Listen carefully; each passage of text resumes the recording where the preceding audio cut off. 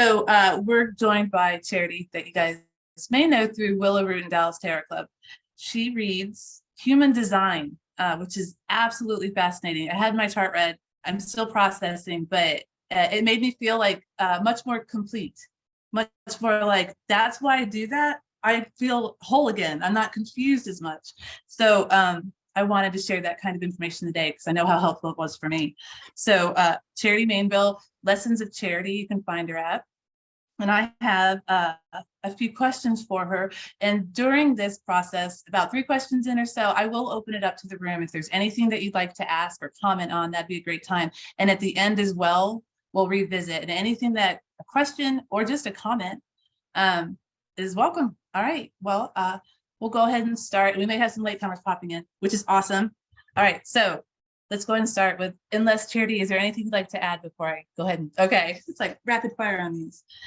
Question number 1. So tell us a little bit about how you got started in human design.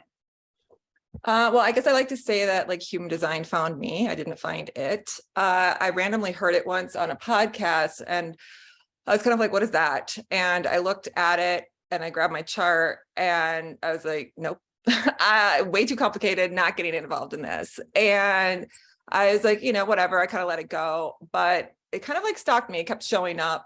I would like hear it randomly, or I would just like get this feeling like, no, we need to keep going into this. We need to keep going into this. And so probably about like 4 months after I first discovered it, I was like, all right. And I just started and dove in because it kind of, I was at a time where I was like looking for like answers, I guess. I was going through a very challenging time in my life and a lot of different therapy modalities weren't working. And so I was kind of having this spiritual reawakening and trying to find some closure, I guess, to what I was experiencing. But you were phrasing it. I noticed you said we need to keep going into this. Is that a reference to guides or the universe itself? Yeah, source? I guess. I don't know. Yeah, definitely the universe. Like, I just felt like it was something, I was just getting that very clear message and I don't hear things very often. So when I know something's coming through, I know it's important. So. Awesome. All right. Question number 2. Let us know a little bit more about one of your favorite aspects of human design. Oh, goodness. There's so much, but I think for me, kind of like, I do like the profile. I think a lot, because the profiles are the roles that we play in this life. So it's like, if you were, to act in a play, this is the costume that you're going to wear. It's your archetype, right? And so I think it's an important element in the way of like, are you fulfilling that role and knowing it? And just because it made, for me, like it put everything so much in perspective for me, as I'm a 3/6 pure generator. It was like, oh my God, that just explains so much of my life. I like that. And I've seen that too. When Charity reads in our group, it's like snippets of readings, but people are there. You really do generate a reaction. And it's usually one of, oh, yay. I understand that now. Yeah. I love it. Absolutely. I love seeing it. All right. So question number 3, what are the biggest technology changes you have personally seen make an impact on the metaphysical community? Well, obviously being able to do like online readings, I think is so important. I mean, my readings can go anywhere from like 2 to 4 hours at times, depending on, what I'm reading for, what we're discussing or the concerns that they're having, or also being able to connect with people like overseas. Like I recently had somebody from Denmark reach out to me and just it's easier. I mean, we would never be able to do that. Obviously, they would be flying to Denmark to do a reading and just the outside reach, like getting the message out there too, because without like, social media and then of course the Zoom and just even email, I mean, how would we connect as much? And there's pros and cons to it, but it's just the accessibility is so like something to be very grateful for, I think.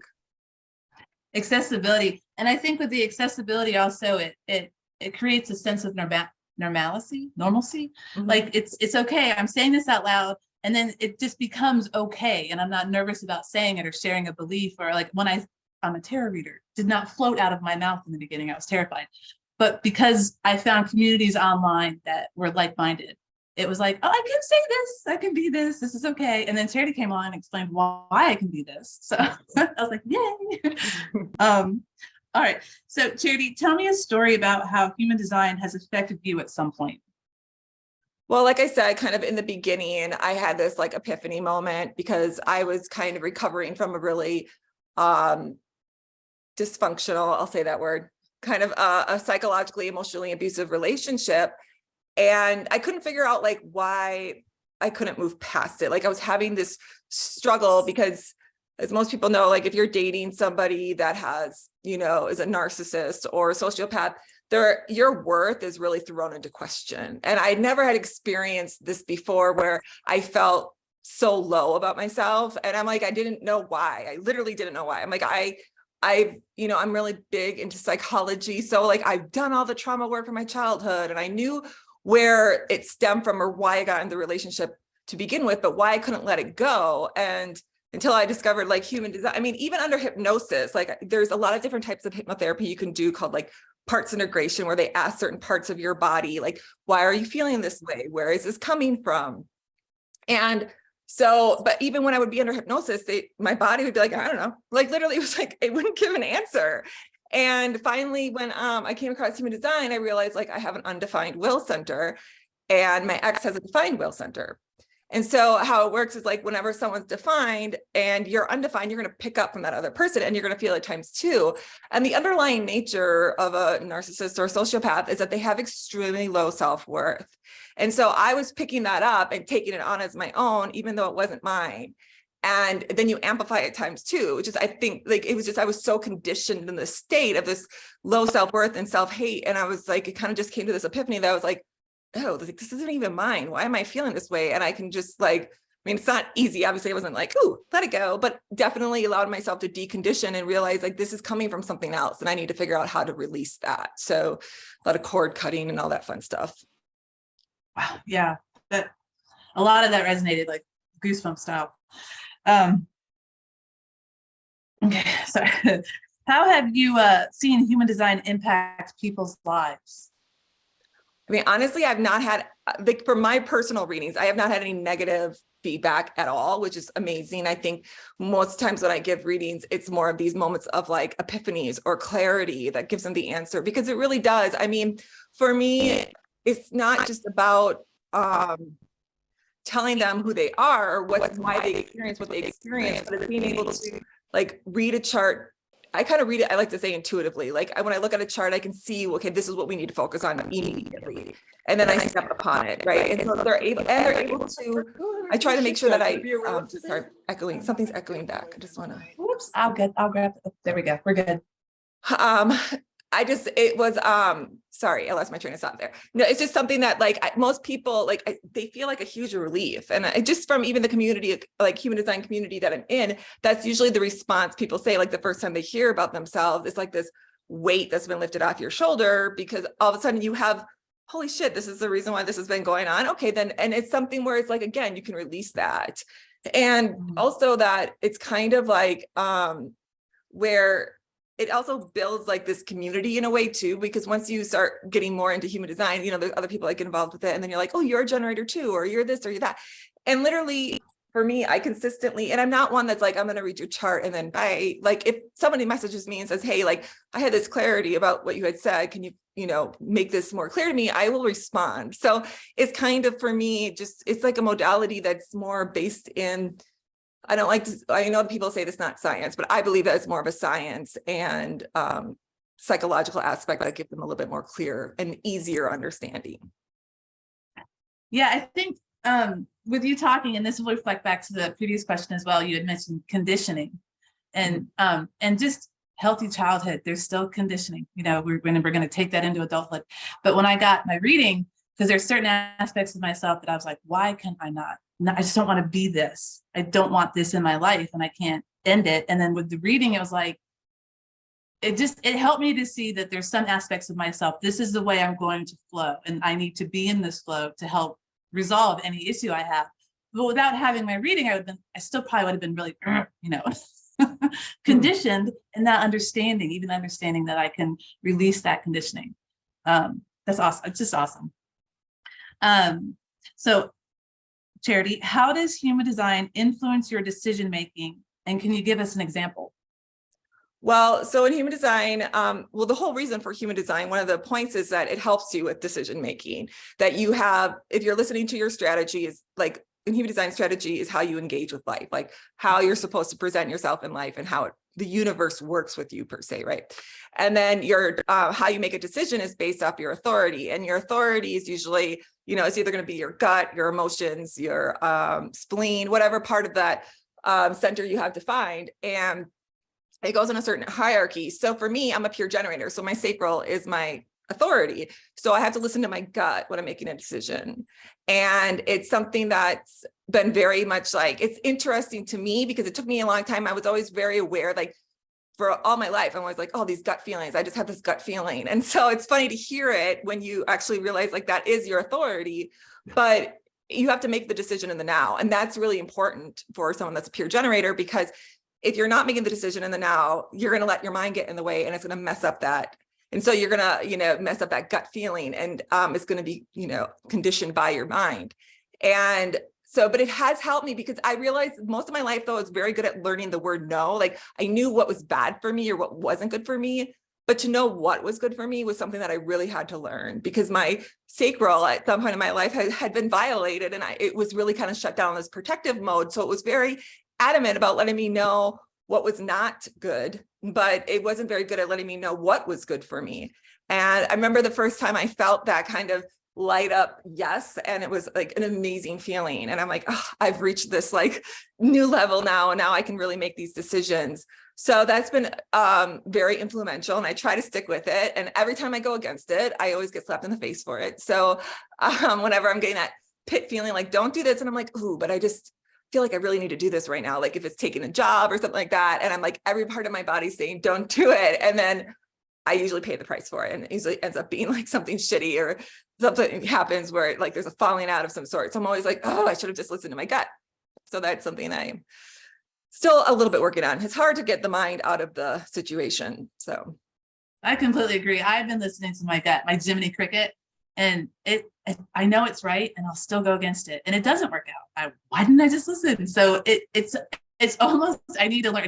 I need to learn, like, what is it? Trial by fire. I guess I get burned enough, and I'll be like, okay, you're loud and clear now. I'm hearing.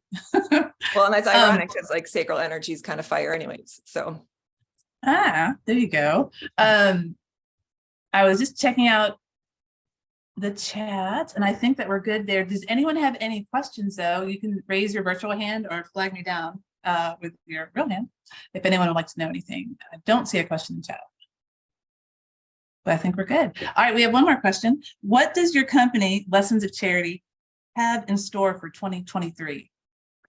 Well, I'm hoping to start my YouTube channel one of these days. Because the whole point of Lessons of Charity, like Lessons of Charity came before human design, actually. My goal with that was to start kind of a blog and just talk about the things that I've learned over my life, whether it be a personal experience or engaging. I'm kind of a knowledge seeker. I like to seek out. I mean, that's part of my design as well. I have the channel of curiosity, but I like to learn and learn and learn and learn. And usually it does evolve around these huge experiences I've had in my life. I'm very grateful for the life that I've had. It's been definitely challenging. I'm not going to like deny that, but even the good has been so good and the bad has been so bad that it kind of like, it allows me to really sit back and think about things. And so my point, Lessons of Charity, was to do these kind of, to provide these lessons of the human condition. Like, why are these things happening, or seeing what's going on in society, which, human design only solidified that for me because I have this called collective sharing. So my circuitry is all about kind of sharing a message with the collective. So my goal is to really start that. And I have recorded some videos, but the point is the first one has to be about me sharing my personal story. And it's a very challenging, very, very challenging thing to do, to share something that was so traumatic, and also trying to narrow it down in a short time because I've recorded it and it's like 4 hours long. I'm like, okay, this isn't going to work. This is like a fucking movie. So we're going to try to figure out how to narrow it down. But I think I'll get there step by step. And, there's some big topics that I want to talk about, especially when it comes to like human design, free will, emotional abuse, narcissism, sociopath, all that. So we'll see. oh, sorry, I got distracted by chat. But yeah, that's basically what my goal is for 2023 is just kind of get the message more out there, incorporating human design with those lessons and how it's affected me as well. All right. I had a question for you and it went away because I just saw quantum mechanics in the chat. Cody, I do see hand. I'll come back to your question, Cody. And I'm like, I don't even know what that is, but I love the question. Kimberly, go ahead.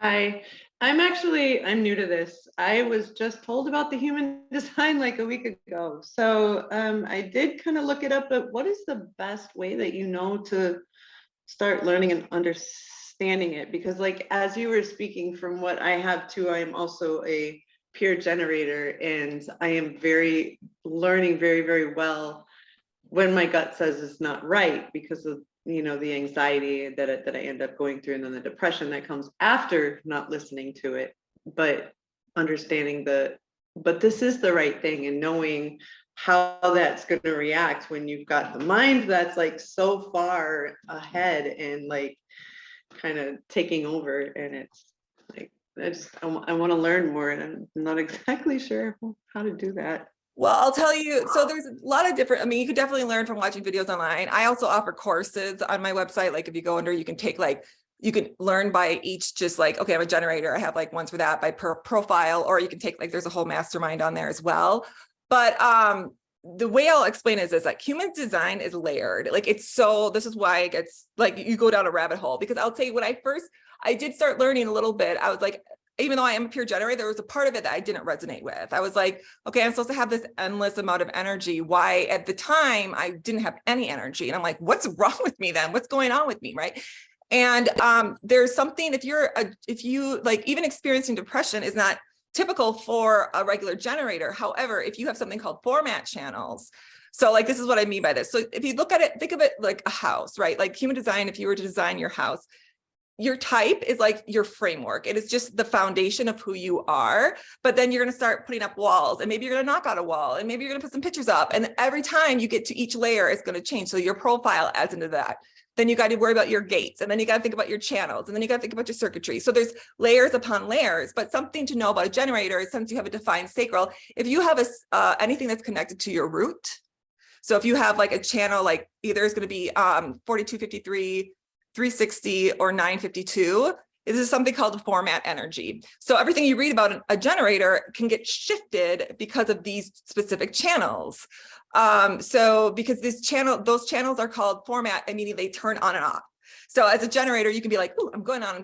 Like I have 360. So that was like the first time I got my first reading, like it brought so much clarity to me, because finally I figured out, okay, I don't have energy because my 360 is off today. And so it kind of like all of a sudden the rug gets like pulled out from underneath you and everything. And then you go like 360 causes depression, right? And 952 can cause these shifts in your energy. Like all of a sudden you're like, I was doing something and then I'm going to shift my focus on something else. But why am I shifting my focus right now? I feel like I should still be going with this. And then you got 4253, that's a cycle energy. So all of a sudden something's ending, and now you're like, I have to start over again. Why do I have to start over again? So it kind of depends. So that's where I'm saying, like, it's hard because you really want to, but I always say like anything in human design, the most important thing is your strategy and your authority. Like that's the pinpoint of everything with human design. It's like following your strategy, listening to your authority.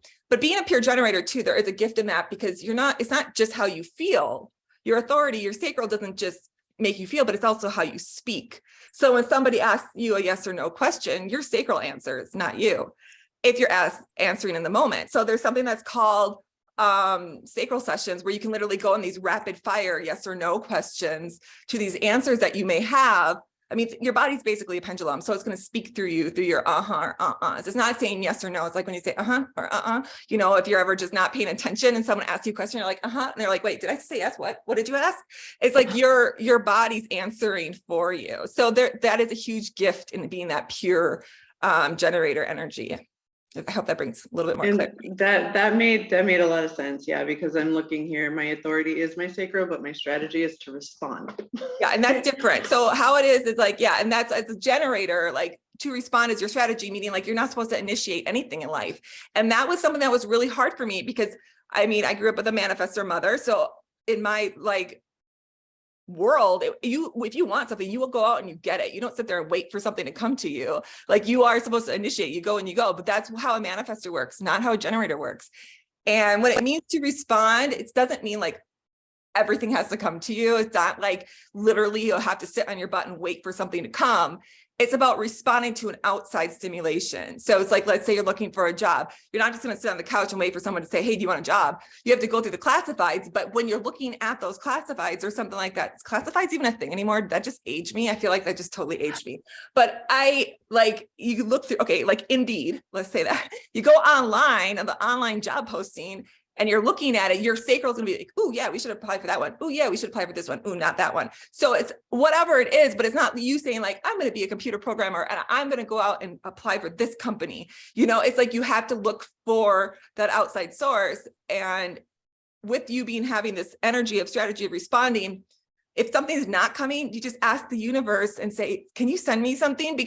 And it will, because it may have sent you something, but you might have missed it, because it could be through a different channel or a different way, like through a song, or, it's not like all of a sudden you're going to, well, I shouldn't say that. You could literally see a billboard on the side of the road and get, respond to that, but usually it's not that obvious. Sometimes it is, sometimes it's not. And you want me to answer Cody's question? Oh, does that help? Does that answer your question? It helps a lot, especially for a good starting point, because that does make very much sense as far as like responding. I'm not a very good initiator. I am a better, show me what you want and I'll go with it, kind of thing. Most of the time we are living our design. We just don't realize it. I mean, it's very rare where I've ever done a reading where people are like, I don't resonate with that at all. That's not me. I've never had anybody respond. I've done hundreds of readings at this point, and I can't imagine, I haven't had somebody say that, but it's like you naturally are living it. And just to let you guys know too, I will say, like, if anybody does want a reading, I do offer 30% off through Willow Root Tarot. So you just have to use the promo code Willow when you check out. You book, and then it will ask for a promo code. But so I do offer 30% off with promo code Willow. I have a question, something that just occurred to me. It occurred to me first that, like, for those who channel, if you had someone that actually could give you the information you need, the birth city, the birth time, and the birth date, you could build a chart. And then it would be like, why can't I connect? Well, this is this spirit's chart, and this is your chart. This is my mind working, and feel free to like say like yes, no, and then see how I can better connect. This actually came up in group last night at Willow Root. Someone was actively channeling it, and we're like, well, I don't know, we're kind of new to it. It just now occurred to me if we could get a chart. Then it occurred to me, second step, I'm going to get a chart. I'm booking with you, and I'm getting a chart for my mom so I can have a better relationship, because I think it will help. Just all of this is coming through. And then I thought too, if you would like to know, and you can stop me here because I don't know how this works. If you'd like to know the compatibility of a romantic partner, now that doesn't mean go steal their info and get it to Charity. Like, I feel like I shouldn't say that. Could that work? I mean, would that be something that you would say is a good idea? Yeah, I mean, so I do have some videos on my YouTube channel, not very many, but the one that I do have is called connection charts. There is something called connection charts. So you can see how you connect. It doesn't have to be romantic. It could be with a friend, your parent, whatever, either way. My dog. Your dog, yes. And I do mammalian design too. I do it for animals, which I think I'm the only one. Sorry, you guys, I'll answer these questions. Maxine, you don't have to answer. I'll answer it for them. I mean, because there's other ways they can find it too. But there, yes, I do mammalian design. There's only a couple people in the world that do it, but I love doing it for pets. I love doing it for animals. So you can see how you connect. But you do have to have the birth date of your animal. You don't have to necessarily have the birth time, because it's way different for animals. There's only 15 gates versus 64. The charts are different, but your animals do influence your energy, and they can affect how your chart does work.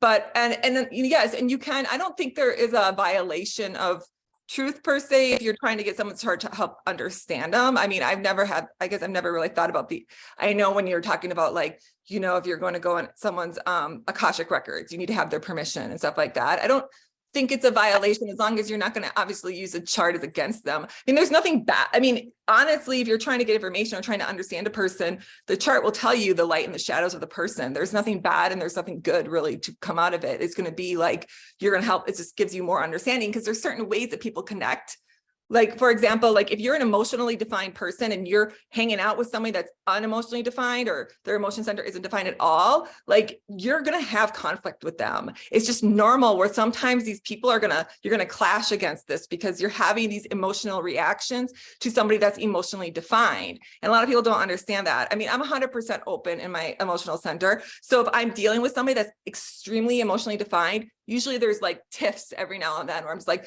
okay, I just need to take a breather because I know this isn't my energy. I'm just picking up from them. I'm taking it out as my own.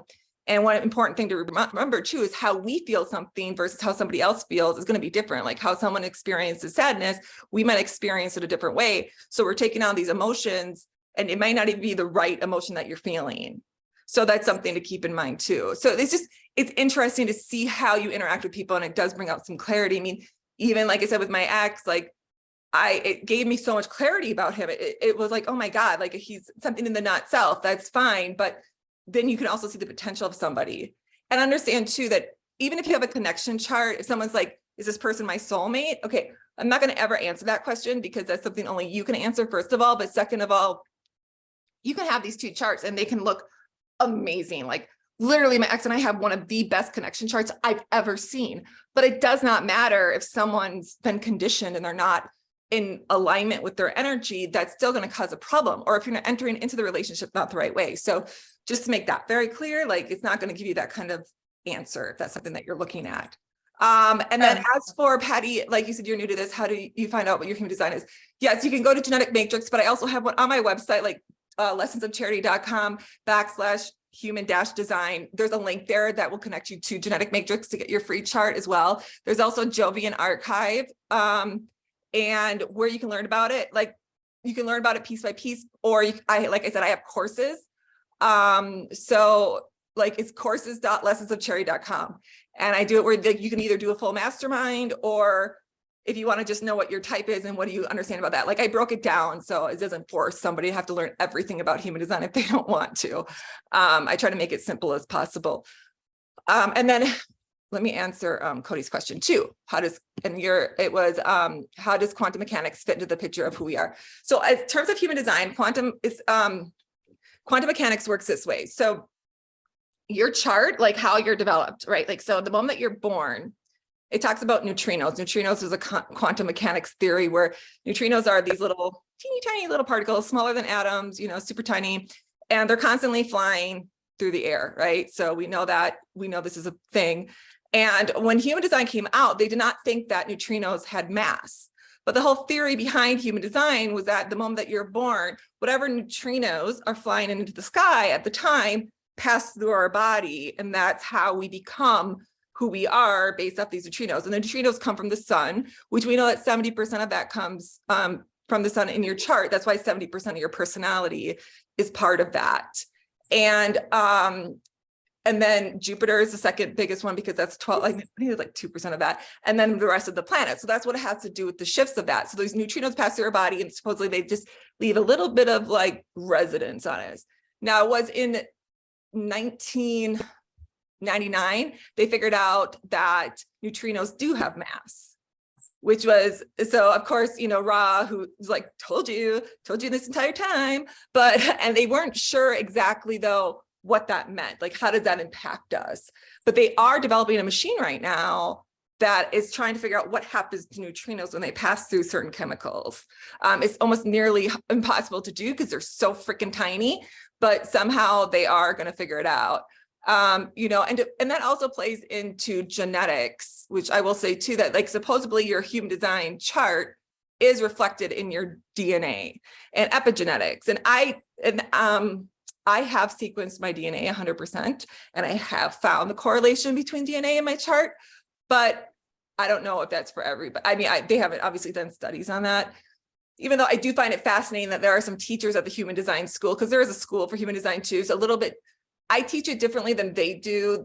There's a lot of different, how do I say it? There's like old school human design where it's like these super, very strict ways of thinking. And then there's like, there are ones that have kind of expanded. I like to incorporate astrology a little bit more into mine as well. But like one of the teachers she quit her job as a geneticist to start teaching human design. So I'm like, I obviously, like, she would know too, right? And I find it very fascinating, but I do, because there's health components in human design too. I mean, there's so many different levels to human design. It's ridiculous. It's kind of crazy, but helpful. That's cool. That was a lot of like quantum mechanics. I told you, I was like, wait, what? But then some of I'm a huge Star Trek fan, and they talk about neutrinos. So I at least had that in my head. But seriously, it's like, I'm just trying to like stick to some of the words. But the more I hear Charity talk about it, I love it. And it does become clearer. And Kimberly, perhaps you're seeing that too. The more charts you look at it, the more you read on it, the more articles you're exposed to, it does come through. And actually, I should say, well, and I should say too, there is another aspect of quantum mechanics of this too, because so how it has to do with how you bring your energy in. There's something called the magnetic monopole that we supposedly have in our bodies. This is also another human design theory, where in the center of our identity center. So think of it kind of like, if anybody's heard of the Heart Math Institute, they're doing a lot of research right now on the heart and how the heart has this different frequency and it attracts things. They know there's like a specific biofield to your heart. And I think this is kind of the concept with the human design thing, is that a magnetic monopole is something that only attracts. So, you know, most magnets, when they come together, there's an opposite and there's a reaction and an attraction, one of the two, like it's either going to pull or push. But for our magnetic pole, it only brings in, there's only one, so it doesn't repel. And now this is a quantum mechanics theory, because they, for a long time, again, did not believe these actually existed. It was just a theory. However, I think it was, I don't even know, I think it was 2010 maybe, or something like that. They did discover, it might even be later, that might even be 2019. I don't remember for sure, but they did discover a magnetic monopole up in Antarctica and water. So the concept is, like I said, is like everything's bringing in. So we have this magnetic monopole that sits in the center of our identity, and what we bring in is attracting through that. So that is why when we, where we're defined, we give out, but that's the energy that's affecting other people. But wherever we're undefined, we're trying to drag it in, we're trying to bring it into us. And so that comes in through this magnetic monopole. And that's also how the planets affect us too, when they're going through transitions, which is a whole nother situation, another subject. But does that answer your question, Cody? Yes, it does. Thank you. So just real quick, the magnetic monopole that's found within us, does this attract the neutrinos when we're born? Does it actually attract the mass to us? Okay. Well, and then it goes actually, let me say it this way too. I'm going into like really deep human design shit right now, but like, this is so, okay, this is how it works. Because you're going to see when you get your human design chart, you're going to see two dates. You're going to see a design date and a personality date, right? So when you're in the womb, there's three components. There's a design crystal, they call it. It's not necessarily like a crystal, but it's going to be like that concept of whatever it is, right? So you have a design crystal and you have a personality crystal. The personality crystal sits in your head and the design crystal sits in your ajna. And then you have the magnetic monopole. And the design crystal and the magnetic monopole comes in first. Your magnetic monopole is actually, and your design crystal is brought together when you're concepted, right? 3 months before you're born, approximately, or 88 degrees, when you're 88 degrees from the sun, whatever you want to say that, it separates. And so when it separates, it causes you to get your design. That's where the body forms in human design. And then once you're born, your personality crystal comes in. So actually the neutrino stream through the crystal down through these two crystals, and then it goes into your magnetic monopole. So it kind of filters through, because when it's filtering through these two crystals, that's how you get your color and your base and your tone, which is like deep human design stuff. So I'm not going to really explain that right now, but it's like, I mean, that's a whole, it's called PHS, your primary health system in human design, but that's going to help you figure out like how, you know, health issues and things like that. But so that's kind of how it works in the simplest of terms. I do explain this like in my courses, but it's called the cosmology of human design, so it can be very complicated to understand, or the anatomy of human design. But yeah, that's why. That's interesting that it takes place in the last trimester too, because at that point in gestation, the baby's pretty much done. It's like a fine-tuning aspect. And that's what's taking place those last 3 months, to fine-tune. The body puts all of its energy into that. That's amazing. And it correlates with the actual gestation period of a human. Exactly. I mean, that's because you could be born 3 months prior, right? Like they know that, like there's a certain period where a preemie can be okay because their body is developed. But yes, there's still going to be issues, of course, because if you're not, and I know this is a good question too, because it's going to ask like, how does that work for prematurity wise? If you're born preemie, like somehow, I don't know, because I'm not good on the whole like process of birth. I do not have a child, so, unless you want to count my dogs, but I did not birth them. It doesn't matter if you're premature or not, like how you get your things is because of these degrees, not necessarily time per se. So even if you're born premature, it still works how it's supposed to work. I don't know. It's complicated. Okay, so inside or outside of the womb, you're still forming with these crystals and the magnetic monopole. Okay, I like hearing that. I like hearing that. And we are finishing up. I do have one more thing to say that it occurred. Well, there's another question here I'm going to answer. Oh, okay. So can you give more insight for waiting for the invitation? Examples to generate responding? Yeah. So when it comes to waiting for the invitation, like actually for a projector, first of all, your strategy is more only about your major things in life. A job would be one of them. Like as a generator, it's like everything is supposed to be guided. Every decision you make is supposed to come through your sacral, even the little ones, like what you're deciding to eat. Obviously, as a projector, you're not going to wait for an invitation to eat something. But it's a way of like when it comes to relationship, friendships, moving per se, right? So these life-changing things. And when it comes to waiting for the invitation, it can be, usually it is a literal invitation. So like if you were like thinking about like, I'm trying to think of like how I can give an example of like one of my friends that's emotional projector. Like she had somebody say to her like, hey, have you ever thought of like auditioning for, these like shows or whatever as an extra? Like that is like literally somebody saying, hey, that is waiting for the invitation. But it can be something where if it's like if you're meeting somebody, this is where the difference is. And also when you apply for a job, you have to wait for them to offer you the job. So that's an invitation as well. So they're inviting you, say, okay, we want you to apply for this or interview. That's the invitation. So that's how you can work with that. But also when it comes to a person, let's say you want to date somebody and you're in a room full of people and somebody's looking at you. They may not come over and look like say, hey, you want to talk or you want to hang out, but just you can read their body language almost as saying like, this is an invitation to come over and talk to me. So, because a projector's aura, it's how your strategy works is based on your aura.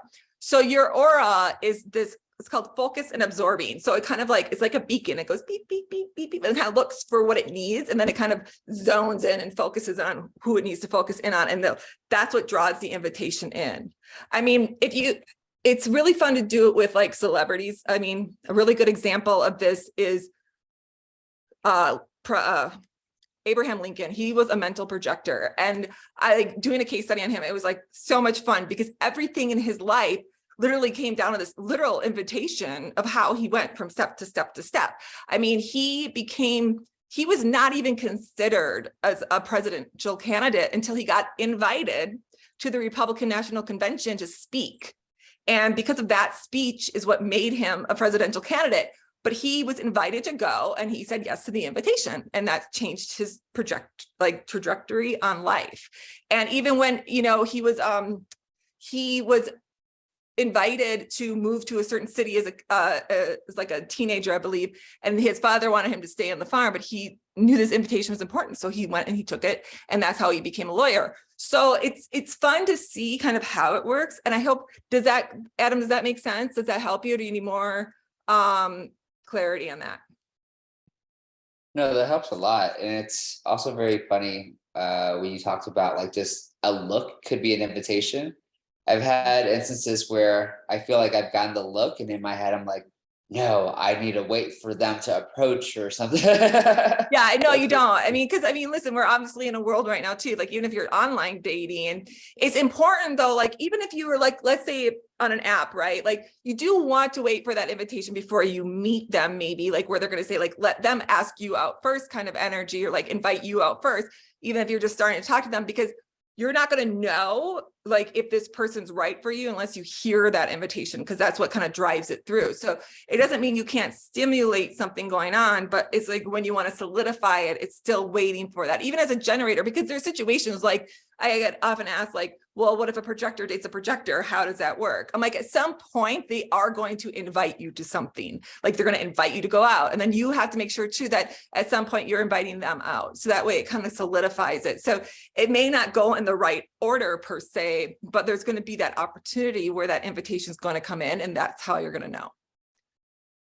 Particle, antiparticle asymmetry relate to human design. So, well, I guess particle and antiparticle symmetry, asymmetry. So in human design, he doesn't call it like the universe, he calls it the bioverse. That everything, and that it's hard because some people do not believe in duality, right? But literally duality is at the core of who we are. There's dark matter, there's light matter, there's negatively charged electrons, there's positively charged protons. It's who we are, it's what makes us up. So that's how they take it. For we are two types of people. We're either going to be in this shadow state or we're going to be in this light state. But it doesn't mean you're supposed to split it. You're supposed to embrace both sides of it. It's not about like shunning that shadow side. It's about like I'm saying this is part of me and I'm okay with that. And how do I engage in that when I need to, but also letting it go when it's not serving me? Because even in like, think about it like as psychology, right? Like there's anxiety is like a really good example of this, because anxiety is we're meant to have anxiety. It is part of our nature. It's who we are. Anxiety is what's going to trigger us to say something needs to be done, and it needs to be done now, whether that be in our survival, a due date, whatever it is. But when you have too much anxiety, that is when it becomes a problem. When it starts overriding your when it starts interfering with your activities. And so then it becomes a disorder because it becomes overwhelming and something that we can't control. But it doesn't be, that's when you have to figure out, okay, I know that I'm having too much of this. How do I get this under control? How do I take this part of myself and manage it? And that's kind of what the whole concept of shadow work is as well. Does that answer your question, Maxine? Great answer, Charity. Great answer.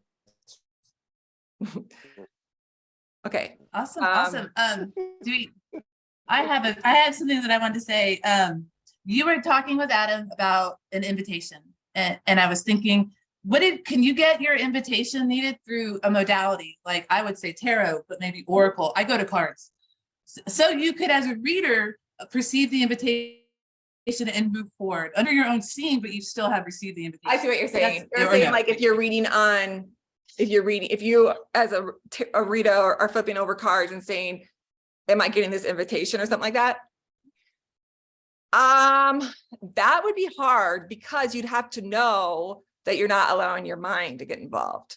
If you're honestly being able to read the cards from an outside perspective or from your higher self per se, I mean, that would come down to your authority. Your authority is going to tell you what's right or wrong. Like if you are reading and all of a sudden you feel that kind of like if you're a splenic projector, you're going to feel that hit in you.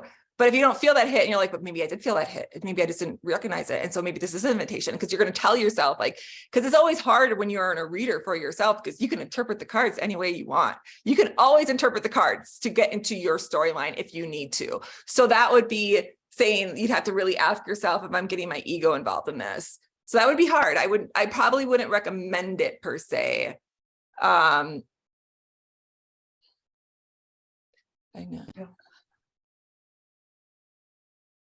Well, so I'll interject really here on this. Adam, bring it to the group, and just that's the question. Is it an invitation or am I being invited? All y'all can, but that's one way to get that objective opinion, because I understand I'd be flipping all the cards, but if I really wanted, I could get the 10 of swords and be like, it's a yes. I mean, yeah, so, because all right. I don't think the cards are ever going to lie to you per se.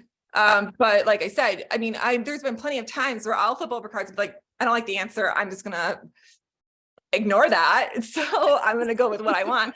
I mean, back in the day, I don't do that now, but honestly, you don't want to hear we want to hear. If it's coming from an outside reader, then I would say, yeah, I take that as an invitation. Why not? If it feels right in your body, your body's going to tell you. And so that's the most important. And I do want to say one more thing about human design. You didn't ask the question, so I'm just gonna say it. But I do want to make it clear, like, so human design came out in the 1980s, and the reason why it came out was because the founder, Ra-Uru, which is not his original name, he was given that name. I think there's an important aspect to knowing the history of it. But he was like visited by a voice. Like he was basically, it wasn't like he channeled this information. He literally said that he had this mystical 8-day experience of this voice that like invaded his home and told him about this system. And the reason why he was telling him this system is because there's a huge energetic shift that's going to be happening starting in 2027. And so this was like obviously 40 years prior to this, but I do have a video on my YouTube channel that connects to another YouTube account, but it talks about 2027 and why it's so important to know your human design, because this shift that's coming is going to cause this like shift in the global cycles of like, it only happens every 400 years.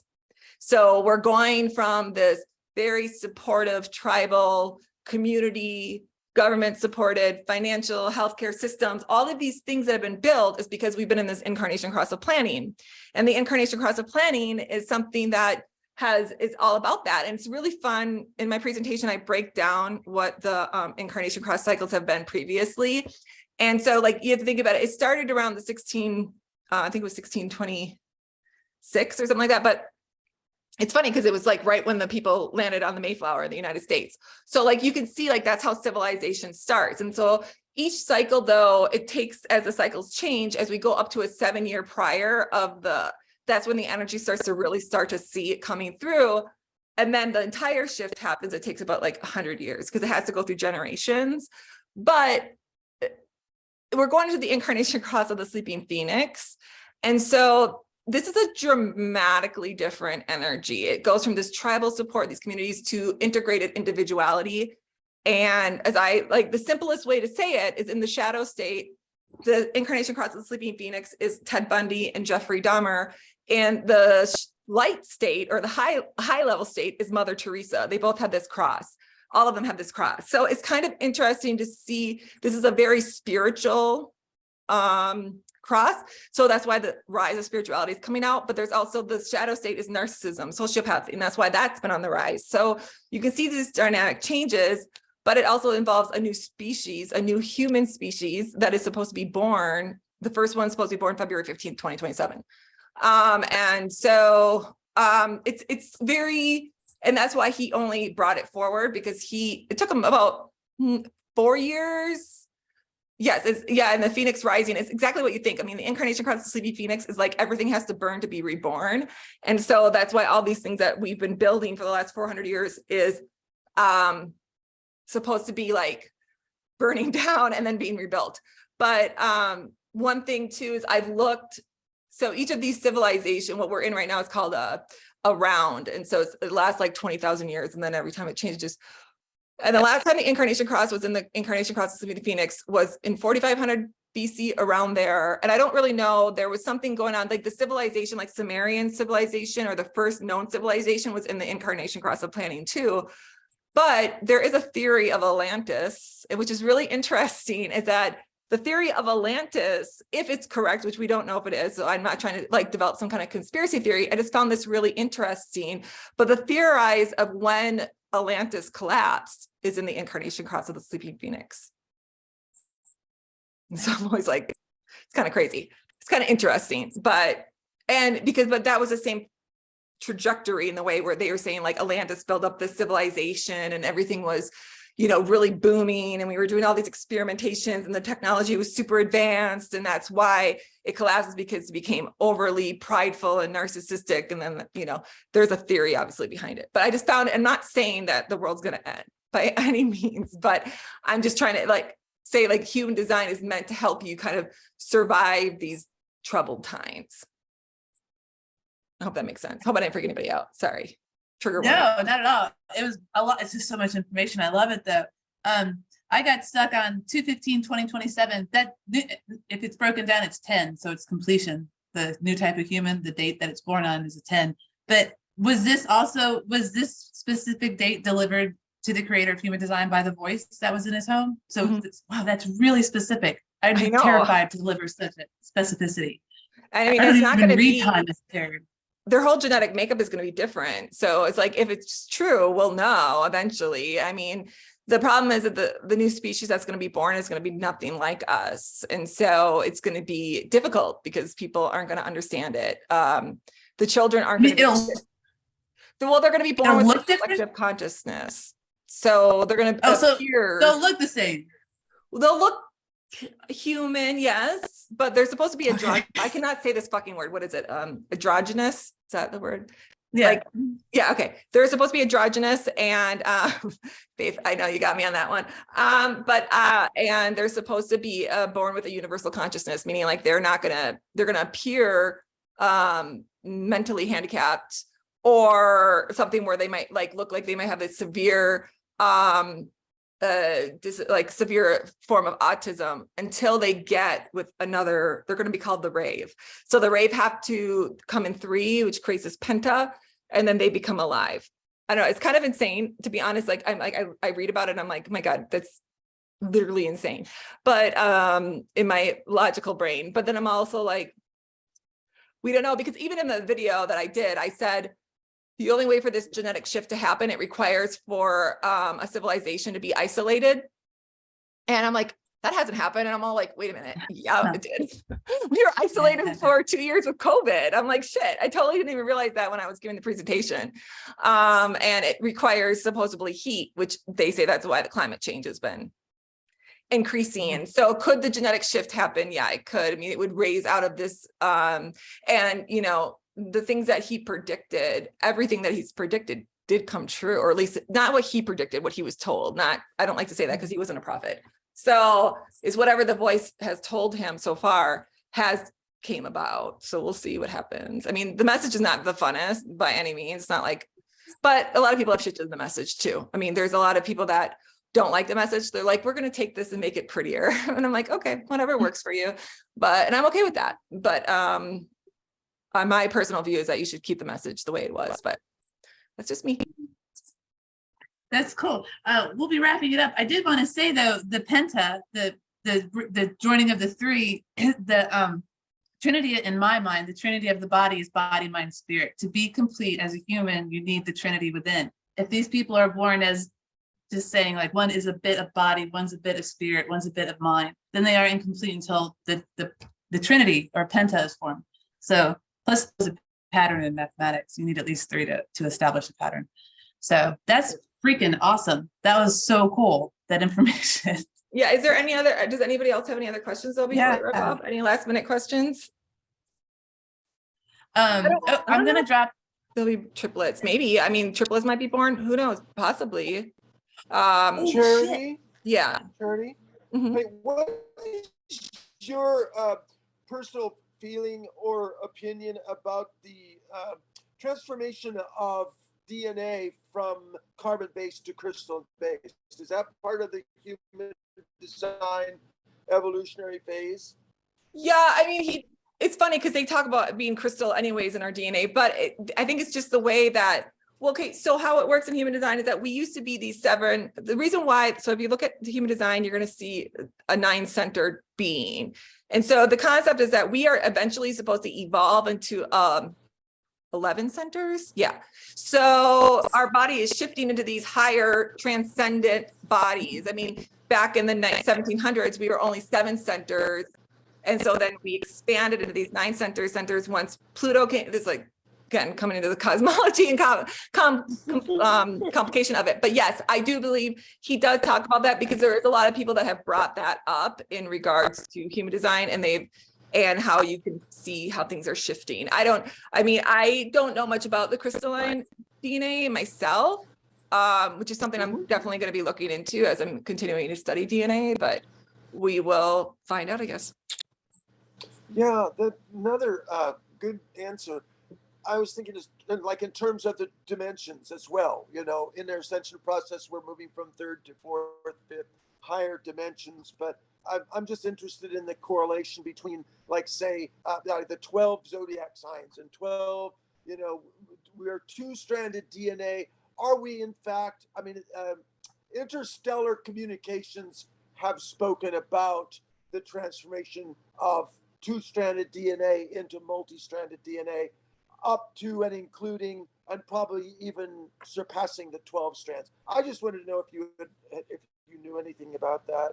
Or what I mean, it's something that I've been looking into, but I mean, it's interesting because technically, I mean, I don't know, our bodies are so amazing. I think that I think our DNA personally, for me, is a lot more, is magical enough right now that we don't need to worry about transferring into 12 strands. I mean, if people really understood like how DNA works, it's freaking amazing. Like our bodies know so much, like how our little cells work. Like I say, I always say this is the Disney movie waiting to happen, because every cell has a job and it knows what it wants to do. And one of those cells just stops working, it kills us. So it's like insane to me to think like, oh my gosh, how does every cell know? But even DNA, what is really, really fascinating is that like, so we have, our DNA does not leave its little nucleus cell, right? So it gets copied by RNA, and RNA is single stranded. But they tried to trick, like they did this experiment where they tried to trick DNA, and they brought in a double-stranded RNA into the this experiment.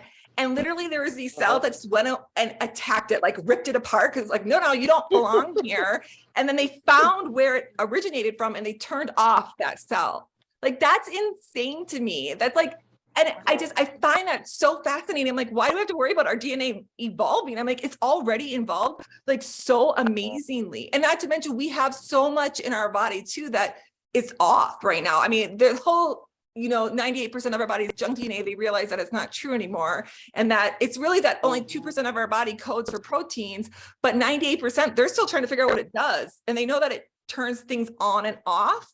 And I think that there's a lot of mechanisms that on and off mechanisms, it's going to really quite revolutionize how DNA works, because if they can figure it out, like think about that's going to give us the answers to our history, to our future. Like that's everything. Insane to me. Yes, So, to who we are, very exciting. who we're becoming, who we're evolving into. I love talking with you, Charity. It's just so Thank you. It's so enthused. I know I geek out on DNA. I love it. I think it's amazing.